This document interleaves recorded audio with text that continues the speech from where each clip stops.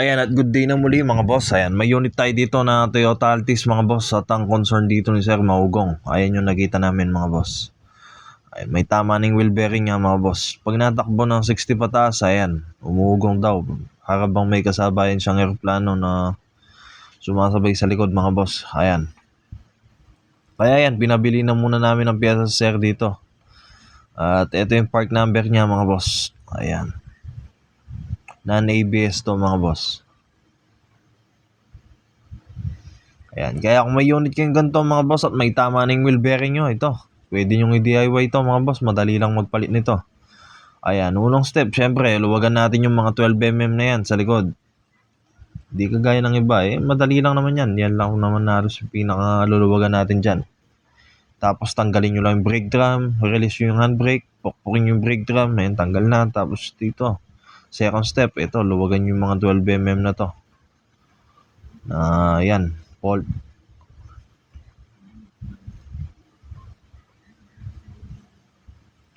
Ayan, madali lang naman procedure nito mga boss. Kayang-kaya nyo to. Kasi pag dinala nyo pa sa talyer to, medyo may presyo din to mga boss. Ayan, at kung mapapansin nyo yung dating BS niya mga boss, ayan, may ABS na sakit. At wala naman ABS to mga boss. Kaya ayan. Pinabili na namin yung non-ABS mga boss para hindi naman nakalitaw yung buto-buto na yan mga boss, yung sakit na yan.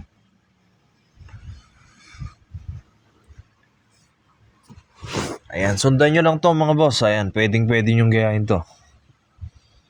Ayan, yung apat na yan, nung naluwagan ko na yan mga boss, napansin ko, nangalawang yung paikot na yan mga boss. Yung pinaka wheel bearing natin dyan, nangalawang. Dala ng katagalan na, hindi pa napapalitan. Kaya dyan, ginigising-gising ko lang dyan mga boss. Pinumpok ko lang dahil wala na rin yan. May tama na to mga boss. At napansin ko, hindi man natinag mga boss. Kaya yan, wiwisigin natin ng ano yan, WD-40 mga boss. Ayan. Para naman lumambot yung ano niya mga boss, kalawang. Dala to ng katagalan mga boss, di pa napapalitan. Kaya ito, nangalawang. Tsaka sa tubig ulan yan. Yan yung nagkakos ng kalawang. At back to back nga pala yung pagda-WD-40 nyo dyan mga boss. Ayan, meron pa sa kabila yan. Dyan, kinalawang din yan.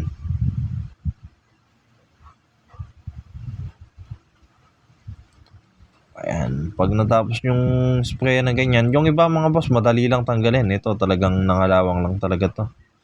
Dala ng katagalan natin.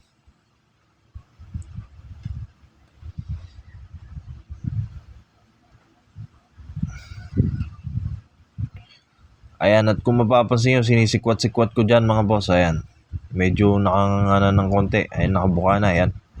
At gumagalaw-galaw na mga boss. Ayan. Ganyan lang yung procedure dyan mga boss. Kung wala kang panikot na ganyan, pwedeng flat screw kung ano man. Yan kasi may ano kami dito, pantanggal ng gulong. Yan yung ginagamit namin. Tapos yan, galaw-galawin nyo lang, upside down, left and right. Yan. Tapos dyan na yan, pinukpok ko lang yung anong yan. Wala na rin kasi yan mga boss. Ayan. Ayan, at kung mapapansin nyo, yung kinalawang talaga Yan yung nagpapahirap sa atin mga boss. Kaya ayaw matanggal agad Ayan, ginagalaw-galaw ko lang dyan mga boss dahil natanggal na natin sa pinaka-housing. Ayan. Yan yung nag-cause ng matibay at mahirap tanggalin mga boss, yung kalawang na yan. Kaya yan, bago yung install yung bago mga boss, ano yun muna, lihain nyo na muna mga boss. Ayan, para naman swabe mamaya ipasok yan. At tanggalin lang natin yung kalawang na yan mga boss, gamit ng Magic basahan na yan. Basahan na malinis pa sa malinis. Tapos syempre, lagyan na natin ng grasa yan. Para pag pinasok natin, smooth.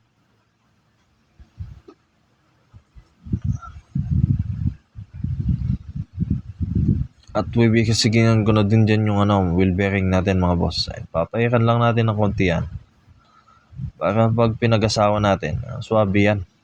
Tsaka may nakapondo pong grasa kaya magtatagal na yung lubrication na yan. And wala naman kayong kaligaw dyan mga boss, may maliit at malaki yan. Kaya sundan nyo lang yung guide. Kung nasan yung malaki, lagay nyo dun sa malaki. Maliit, sa ilalim yung maliit. Ganyan. Tapos alug-alugin nyo lang mga boss. Tignan nyo lang sa likod kung nagtugma na yung butas ng mga bolt natin. Yan lang naman tatanggalin nyo dyan mga boss. Madali lang naman yun. Kayang-kaya nyo yan. Wala na kayong ibang tatanggalin pa kundi yan lang. Ayan, medyo galaw-galawin nyo lang mga boss para paano natin. May pasok natin yung bolt at may thread natin na maayos.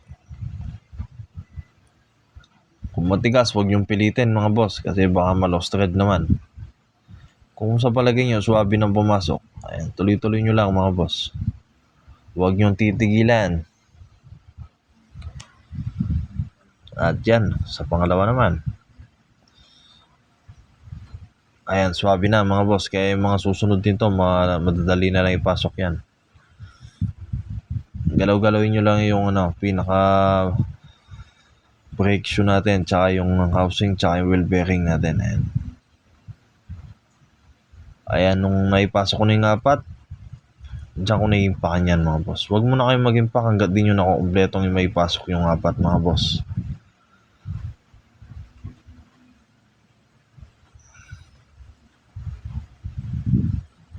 Ayan, dali kusa naman lalapat yan mga boss. Pag naigpitan nyo na. Kahit hindi nyo napukpukin yan.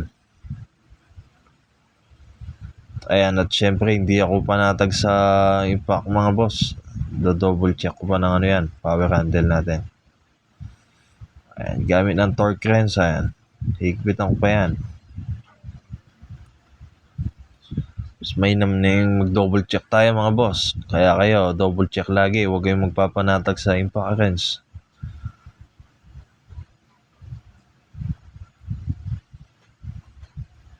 At syempre sa paghigpit nito mga boss, kailangan laging balance. Magkakatapantan lang. Ayan, para pantay-pantay yung higpit mga boss.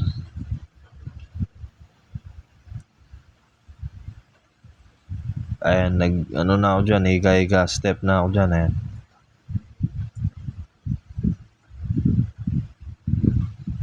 Ayan, goods na mga boss, ayan o.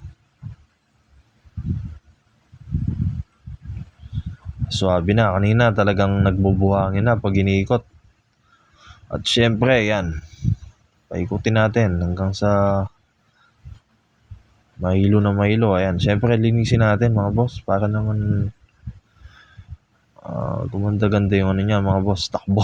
Nakakapagpalakas ng takbo yan pag pinunasan nyo. At dito mga boss, sasabay ko nang i-adjust yung brake nya.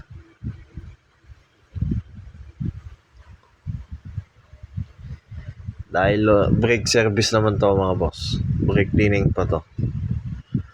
Kaya yan, pagkatapos kong maliya dyan mga boss, ayan. In-sprayan ko lang ng dyan, brake cleaner natin. Ayan, para naman ma-refresh yung mga brakes ni boss.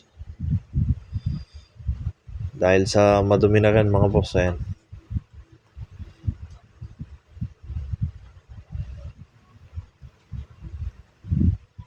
Ayan, may video na ako nito kung paano mag-adjust nito mga boss.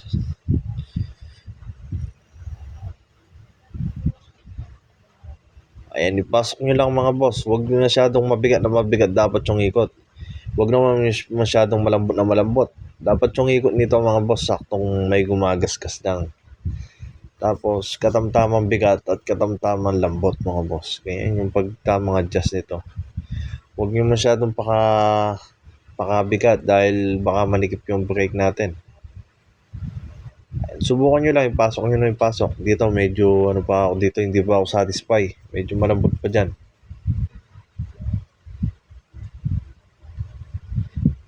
Ayan.